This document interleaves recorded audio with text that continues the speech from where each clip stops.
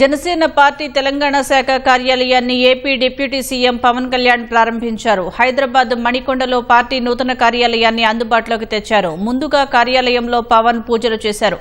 అనంతరం తెలంగాణ తల్లి చిత్రపటం వద్ద పూలు చల్లి నమస్కరించారు. ఆఫీసును పరిశీలించిన జనసేనాని కొత్తగా చేరిన కార్యకర్తలను పార్టీలోకి ఆహ్వానించారు. తెలంగాణ రాజకీయాల్లో జనసేన కార్యకలాపాలకు ఈ నూతన కార్యాలయం కేంద్రంగా మారనుందనే ప్రచారం సాగుతోంది. ఈ కొత్త కార్యాలయం ఏర్పాటుతో పార్టీ బలోపేతం, సంస్థాగత నిర్మాణం, చేరికలపై పవన్ కళ్యాణ్ దృష్టి పెడతారనే చర్చ జరుగుతోంది.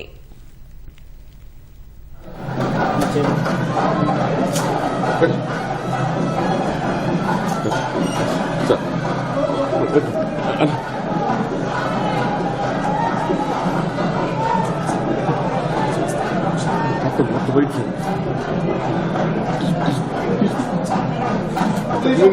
it.